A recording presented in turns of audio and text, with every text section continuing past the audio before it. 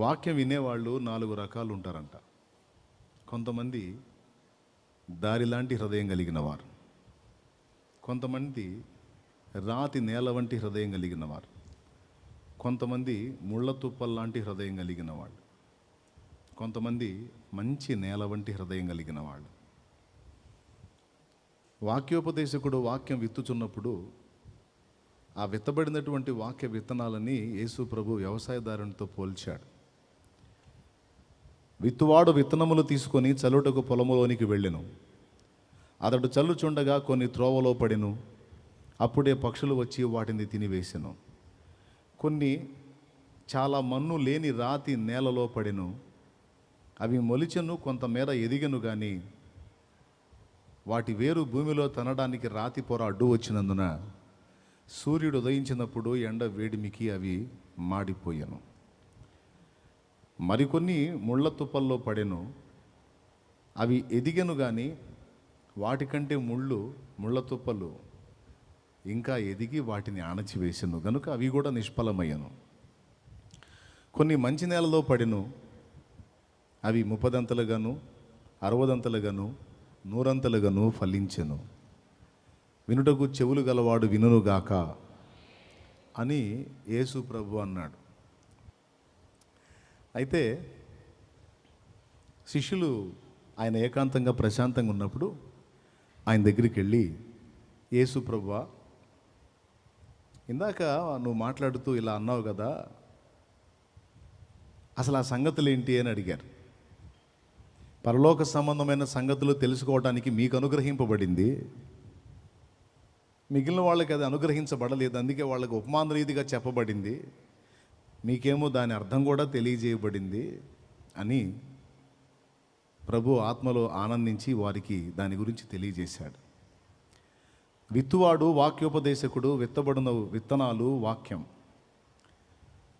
4 రకాల నేలల్ని పోల్చి చెప్పాను. అది వినేవాడి హృదయం. కొంతమంది మనస్సు లేక హృదయం ఎలా ఉంటుందంటే, దేవుని సన్నిధిలోనే ఉంటారు, దేవుని మాటలు వింటారు, విన్నప్పుడు కొన్ని ఆవేశపూరితమైన తీర్మానాలు చేస్తారు, కానీ వాళ్ళ హృదయం దారిలాగా గట్టిపడి ఉంటుంది. విత్తనాలు చల్లినా అవి పైనే ఉంటాయి కనుక కొంచెం సేపట్లోనే పక్షులు వాటిని తినివేసినట్టు ఈ గట్టిపడిన హృదయంలో వాక్య బీజాలు వెళ్ళనందున వాళ్ళు విని తీర్మానం చేసి బయటికి వెళ్ళగానే సాతాను వాని హృదయంలో విత్తబడిన విత్తనాల్ని తీసుకొని వెళ్ళిపోతాడు అనే మాట చెప్పాడు. కొంతమందిది రాతి నేల వంటి హృదయం. నేలే కానీ రాతి పొరతో ఉన్న నేల. వాళ్ళు కూడా వాక్యం విన్నప్పుడు ఆవేశంతో తీర్మానం చేస్తారు. ఓయ్, వింటున్నావా? ఏం చేస్తారు? తీర్మానం చేస్తారు. ఫస్ట్ చెప్పినోడేమో గంటల్లోనే వాడు కూటం అయిపోయిందంటే కూటంలో కూర్చున్నంతసేపు ఇట్లుండాలి అట్లుండాలి అనుకుంటాడు, బయటికి పోగానే మైండ్ మారిపోయింది. సెకండ్ చెప్పినోడు 3-4 రోజుల మనిషి అన్నమాట. అర్థమైందా? తీర్మానం చేస్తాడు, 3-4 రోజులు గట్టిగా నిలబడతాడు కూడా ఆ తీర్మానంలో. కానీ దేవుని వాక్యాన్ని గురించి శ్రమ అయినా కొంచెం ఇబ్బంది అయినా ఎదురైందంటే కొంచెం లోతుగా వెళ్ళడు, ఎందుకంటే రాతి పొర అడ్డు తగిలిద్ది కాబట్టి వాడి విశ్వాసం కూడా మాడిపోయిద్ది. కొంతమందిది నేల మంచిదే కానీ దానిలో ఉండకూడనివి ఉన్నాయి, ముళ్ళ తుప్పలు. నేల మంచిదే కానీ వాటిలో ఉండకూడనివి ఉన్నాయి. ముళ్ళ కంపల్లో విత్తనాలు చల్లితే పంటకు వస్తామా? ఎందుకు? పంటను ఎదగనియో, బలమంతా ఈ తింటే ఈ ఎదుగుతుంటాయి. మనం ఎరువేసినా నీళ్లు పెట్టినా. విచిత్రం అండి, మనకు ధాన్యం ఇచ్చే మొక్క ఏమో తొందరగా ఎదగదు, ముళ్ళ తుప్పలు మాత్రం మనం ఏమి వేయకపోయినా సరే తెగ ఎదుగుతుంటాయి. అవునా కదా? సో ఆ నేలలో ఉండకూడనివి ఉన్నాయి కాబట్టి చల్లబడిన విత్తనాలు నిష్ఫలమైపోయాయి. మొలిచినాయి, కొంత ఎదిగినాయి, కానీ పూర్తిగా ఎదగటానికి ముళ్ళ కంపలు అడ్డొచ్చినందున ఆ కంపల్లో పడ్డ మొక్క గిటకబారిపోయి కాయలు కాయదు. గిటక బారిపోయిన మొక్కలు ఎక్కడన్నా కాయలు కాసినట్టు చూసారా? ఒకవేళ వాటికి ఏదన్నా అరాకొరా కాయ కాసినా తినాది కాదు, అది చేదుగా ఉంటుంది, చండాలంగా ఉంటుంది. గిటక బారిపోయిన మొక్క పండు మీరు ఎప్పుడన్నా తిన్నారా? తినలేదు కదా. నేను తిన్నా, అందుకే చెబుతున్నా, దరిద్రంగా ఉంటుంది.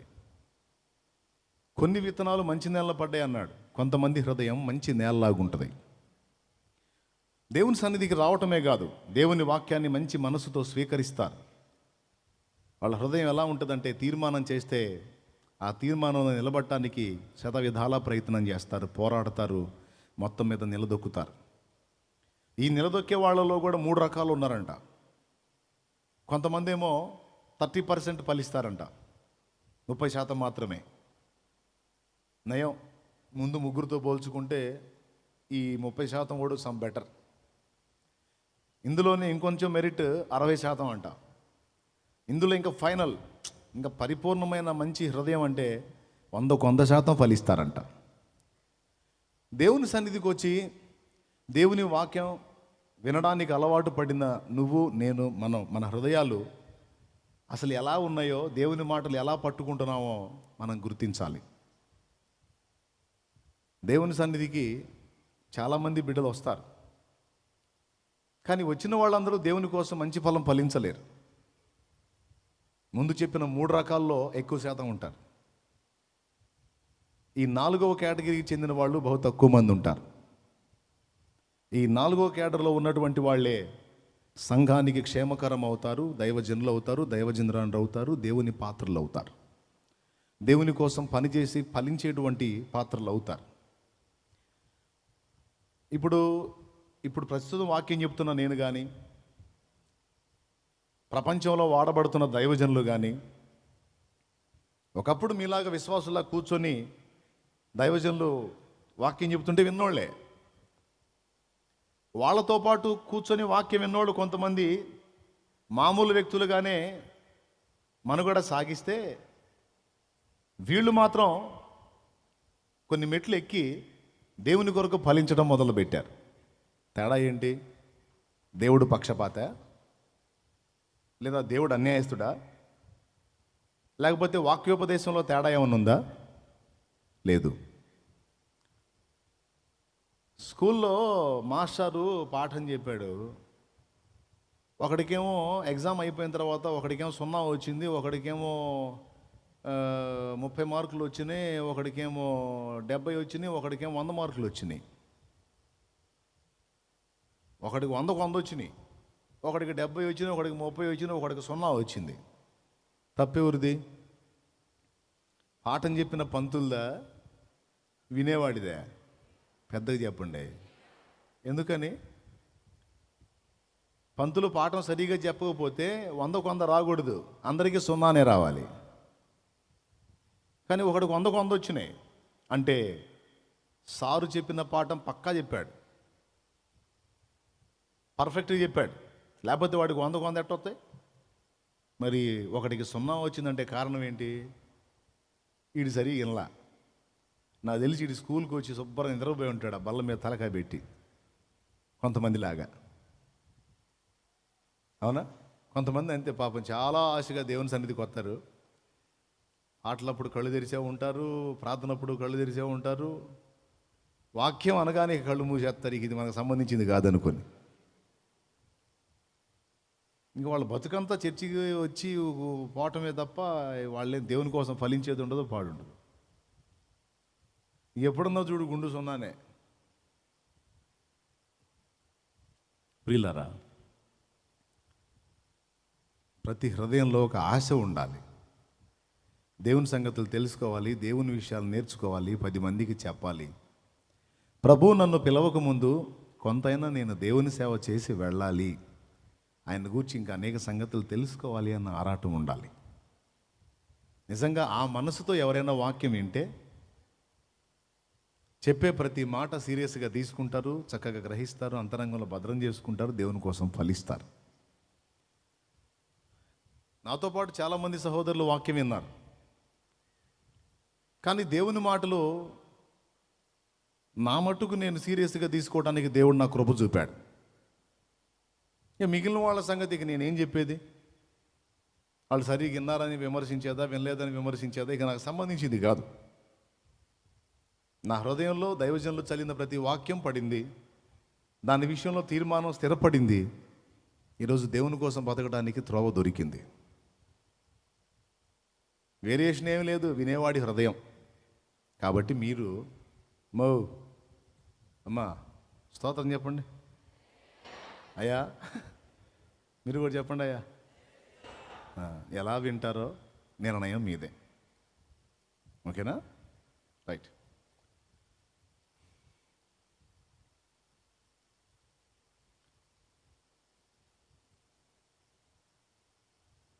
బైబిల్ గ్రంథంలో ప్రతి క్రైస్తవుడు, యేసు ప్రభువుని నమ్ముకున్న ప్రతి బిడ్డ తెలుసుకోవాల్సినటువంటి కొన్ని ప్రాముఖ్యమైన సంగతులను గురించి ఓ చోట రాశాడు గ్రంథంలో. యేసు ప్రభు నా దేవుడు, నేను ఇక ఆయన మార్గంలో నడుస్తాను అని తీర్మానించుకున్న వాళ్ళు తెలుసుకోవాల్సిన కొన్ని ప్రాముఖ్యమైన సంగతులు, వాటిని గురించి ఒక దగ్గర రాశాడు. వాటిల్లో ఒకదాని గురించి ఈరోజు మనం కొంచెం ధ్యానిద్దాం. ఎందుకంటే ఆ మధ్యకాలంలోనూ ఈ మధ్యకాలంలోనూ కూడా కొంతమంది దైవ సేవకులు ఒక విషయాన్ని గురించి అవగాహన లేని కారణం చేత దేవుని పనిలో ముందుకెళ్ళి వాళ్ళు చేయలేని పని కొంతమంది సేవకులు చేస్తున్నప్పుడు కొంచెం తెలిసి తెలియని స్థితిలో కొన్ని పొరపాటు విమర్శలు చేస్తున్నారు. అలా చేసేటువంటి విమర్శలలో ఒకటి, మారు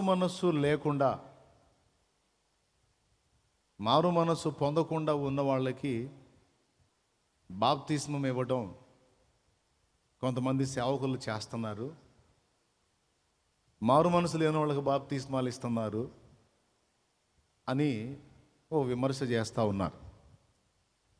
మీటింగులు పెట్టి, సభలు పెట్టి, ఊరూరు తిరిగి. మారు మనసు లేనోడికి బాప్తిసం ఇవ్వకూడదు అన్నది నిజమే, 100% కరెక్ట్. అది మారు మనసు ఉన్నోడికే బాప్తిసం ఇవ్వాలి, అది దేవుని ఆజ్ఞ. బాప్తిస్మం పొందగోరినవాడు, క్రీస్తు రక్తంలో కడగబడగోరినవాడు, పరలోక రాజ్య పౌరత్వాన్ని పొందగోరినవాడు, జీవగ్రంథంలో పేరు సంపాదించుకొనదలచినవాడు బాప్తిసం పొందాల్సిందే. అయితే బాప్తిస్మం పొందేవాడు మారు మనసు పొందాలి. మారు మనసు లేకుండా బాప్తిస్మం పొందకూడదు. అయితే కొంతమంది పాపం డైరెక్ట్గా నా పేరు ఎత్తడానికి వాళ్ళకి మనసు రాక, మళ్ళీ ఇది ఎటుపోయి ఎటు వచ్చిద్దో, మళ్ళీ నేను విమర్శకు గురవుతానేమో అని కొంతమంది పాపం లోపల నలుగుతా, కొంతమంది సేవకులు మారు మనసు లేకుండా వాళ్ళకి దొరికితే చాలు, అది ఎప్పుడు దొరికినా సరే విశ్వాసుల్ని పిలవటం, వచ్చిన వాళ్ళకి బాప్తిసం ఇవ్వటం.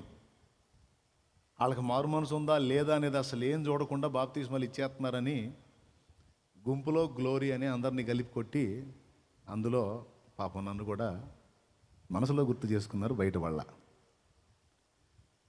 అయితే నన్ను వెంబడించేటువంటి బిడ్డలుగా ఉన్న మీ అందరికి కూడా దీని గురించి కొద్దిగా మీకు అవగాహన కల్పించాలి. ఎందుకంటే ఇప్పుడు ఇక్కడ కూర్చున్నారు, మీరు అందరూ అందుబాటులోకి వచ్చారు. చాలామంది ప్రజలు మీకు అందుబాటులో ఉన్నారు కానీ నాకు అందుబాటులో లేరు. మీకు అందుబాటులో ఉన్న వాళ్ళకి మీరు చెప్పాలి,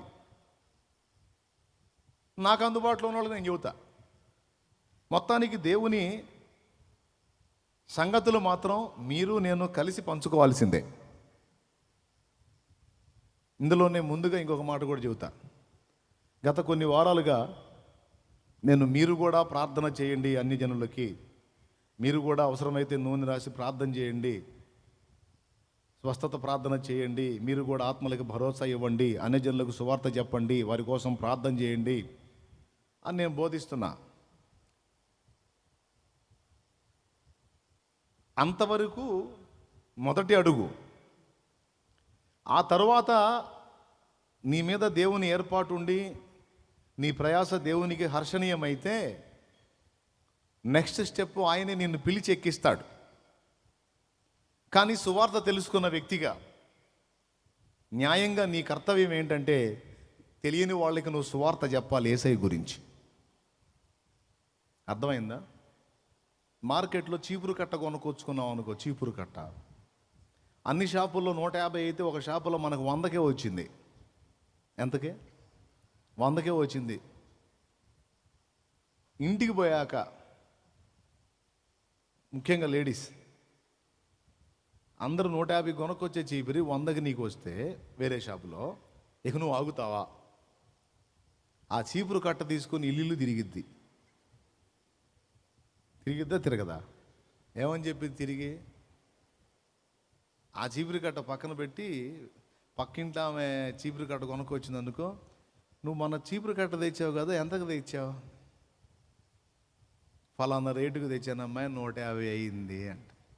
ఏం కంపెనీ చీపురు కట్ట? ఫలానా కంపెనీ చీపురు కట్ట. ఎంత? 150. అదే కంపెనీ చీపురు కట్ట, అదే చీపురు కట్ట ఇదిగో 100కి తెచ్చా. అమ్మో, గోల్డ్ మెడల్ సాధించినట్టు ఒక 50 మిగిలించినందుకు గాను ఇక ఆ ఘనకార్యాన్ని 10 మందికి పంపిణీ చేయకుండా ఆగుద్దా? అలాగే జెంట్స్ కూడా ఏదైనా తేలిగ్గా అందరూ పెట్టిన ధర కాకుండా తక్కువ ధరలో ఏదైనా వస్తువు సాధించాడు అనుకో, అవతలోడు అడక్కపోయినా చెబుతాడు, ఫలానా షాప్కి వెళ్ళు తక్కువ రేటుకి వస్తాయన్నీ అని. అవునా? ఇప్పుడు నువ్వు చూపించే షాపు, నువ్వు చెప్పే చీపురు కట్ట సంగతి వాళ్ళు వినకపోయినా, వాళ్ళు తెలుసుకోకపోయినా పెద్ద నష్టమేం కాదు. ఒక 50 తేడా వచ్చింది, లేకపోతే పురుషులైతే ఏదన్నా తేడా బ్యాలెన్స్ ఉంటే ఒక 100, 1000 తేడా వచ్చింది. వేరే సరుకు గురించి నువ్వు చెప్తావు అడక్కపోయినా, చీపురు కట్టల గురించి నువ్వు చెబుతావు అడక్కపోయినా. కానీ చీపురు కట్టకి ఒక 50 ఎక్కువ పెట్టినందున ఆ మనిషి ఆత్మ నరకానికి పోద్దు? నరకానికి పోదు. కానీ యేసు ప్రభుని గూర్చి తెలుసుకోకపోతే మాత్రం ఆ ఆత్మ తప్పకుండా తీర్పులోకి వచ్చింది, డేంజర్లో పడిద్ది. కాబట్టి చీపురు కట్ట సువార్త అవసరం లేదు, కానీ సరుకుల సువార్త అవసరం లేదు, కానీ సాటివారి ఆత్మలను నరకం నుండి కాపాడే యేసును గూర్చిన వార్త మాత్రం ప్రజలకు అందించాలి. ఇది యేసు ప్రభును తెలుసుకున్న బిడ్డగా మన బాధ్యత, అది మన కర్తవ్యం. అది అయితే ప్రకటించాలి, వాళ్ళ కోసం పర్సనల్గా ప్రేయర్ చేయాలి. అవకాశం దొరికి వాళ్ళ ఇంట్లో సమస్యలు ఏవైనా ఉండి నిన్ను ఆహ్వానిస్తే నువ్వు దర్శించి వాళ్ళకు భరోసా ఇచ్చి స్వస్థత కోసమో పరిష్కారం కోసమో ప్రార్థన చేయాలి. అంతవరకు. ఇక ఆ తర్వాత అవతల వాళ్ళకి బాప్తీసం ఇవ్వటం, ప్రభు బల్ల ఇవ్వటం, ఎక్సెట్రా ఎక్సెట్రా అనేది నువ్వు టేకప్ చేయొద్దు. అర్థమైందా? కొంతమంది ఇంతవరకు అవకాశం ఇస్తే ఆ మిగిలిన 2 కూడా లాగేద్దామని చెప్పి దూకేస్తారు. అక్కడ హద్దు ఉంది. అర్థమైందా? మళ్ళీ చెప్తున్నా, అక్కడ హద్దు ఉంది. పూర్తిగా అన్నీ నువ్వు టేకప్ చేయడానికి లేదు. దేవునికి స్తోత్రం. కొన్నిటికి మాత్రమే నీకు అవకాశం ఇవ్వబడింది. ఆ ఇవ్వబడిన పరిధిలో నువ్వు చేయాలి. నీకు ఇవ్వబడిన దాన్ని నువ్వు చేసావు అనుకో, మళ్ళీ అది సమస్య అవుతుంది, వాక్య విరుద్ధం అయింది. నువ్వు సువార్త ప్రకటించడానికి నీకు అవకాశం ఇవ్వబడింది, సాటి మనిషికి ప్రార్థన చేయడానికి అవకాశం ఇవ్వబడింది. అవతలి వారు రోగులైతే వారికి కొంచెం ధైర్యం చెప్పి, కొంచెం నూనె రాసి వారికి ప్రార్థన చేసి వారిని స్వస్థపరచినట్లుగా దేవుణ్ణి వేడుకునేదానికి నీకు అవకాశం ఇవ్వబడింది. దీన్ని ఆధారం చేసుకొని దైవజనుల చేత హస్తనిక్షేపణం పొందకుండా, దైవవాక్కు నేర్పింపబడకుండా, దేవుని సత్యమును గూర్చిన సంగతులు అవగాహన లేకుండా పూర్తిగా నువ్వే మిగిలిన స్టెప్స్ అన్ని తీసుకోవటం అనేది క్షేమకరం కాదు. ఒకవేళ ఆ పనికి దేవుడు నిన్ను ఏర్పరచుకుంటే తప్పకుండా దాన్ని గూర్చిన అవగాహన నీ కల్పిస్తాడు. అంతేకాదు, నిన్ను గూర్చి దైవజనులకు కూడా తెలియజేస్తాడు. ఇది మీకు నిరూపణగా అపోస్తలుల కార్యములు 13వ అధ్యాయంలోను, అపోస్తలుల కార్యములు 13వ అధ్యాయంలో మీకు ఇందును గూర్చి సాక్ష్యం ఇవ్వబడింది. అంత్యోకయలో ఉన్న సంఘంలో బర్నబా నిగేర మొదటి నుంచి చదువుకోవచ్చు. సౌలు బర్నబాను బోధకులు ప్రవక్తలు అంత్యోకయ సంఘంలో ఉన్నారు. వారు బయటికి వెళ్ళి దేవుని సేవ చేయడానికి పెద్దల హస్త నిక్షేపణ అవసరమై ఉంది. ఆ హస్త నిక్షేపణ పొందిన తర్వాత వారు వెళ్ళి చేశారు. ఓకే, 1. 2, క్రమం. ఇది క్రమం తప్పితే అక్రమం. దేవుడు తన పనికి ఒక క్రమమును ఏర్పరిచాడు. ఎంతవరకు మనకు హద్దు ఇచ్చాడో ఆ హద్దులోనే ప్రయాణం చేయాలి. హద్దులు దాటి ఆవేశాలతో హడావుడి చేసామనుకో, ఎంత స్పీడ్గా దూకుతాం అంత స్పీడ్గా ఎఫెక్ట్ అయ్యే అవకాశం కూడా ఉంది. ఎందుకంటే ఇప్పుడు నేను కొంతకాలంగా ఈ విషయాలు అందిస్తున్నాను కాబట్టి కొంతమంది ఆవేశపడి ఇక మొత్తంగా దూకేదానికి ట్రై చేస్తారే, అది ఎఫెక్ట్ అయ్యిద్దని ముందు హెచ్చరిక చేస్తున్నా. ఎంతవరకు నీకు పరిధి ఇవ్వబడిందో అంతవరకు. ఒక ఆత్మను సిద్ధపరిచి అవసరమైతే స్వస్థత ప్రార్థన చేసి ఆ వ్యక్తికి దేవుని శక్తిని చూపి, ఆ వ్యక్తి సిద్ధపడి నీ దేవుని కార్యాన్ని నేను చూశాను, నీతో పాటు నేను కూడా చర్చికి వస్తానన్నప్పుడు నువ్వు పట్టుకోనరా దేవుని సన్నిధికి. అంతవరకు నీ బాధ్యత. అదనంగా నీ మీద దేవుని ఏర్పాటు ఉందనుకో సేవ కోసం, తప్పకుండా దేవుడు ఆ విషయంలో కూడా నీ కృప చూపుతాడు, వాడుకుంటాడు. కానీ దేవుడు నీకు ఆ విషయమై స్పష్టత ఇవ్వక మునుపు తొందరపడి ముఖ్యమైన బాధ్యతల్లోకి ఎంటర్ అయ్యి ఇబ్బంది పాలు కాకూడదు. ప్రవక్త చేయాల్సిన పని ప్రవక్త, రాజు చేయాల్సిన పని రాజు చేయాలి.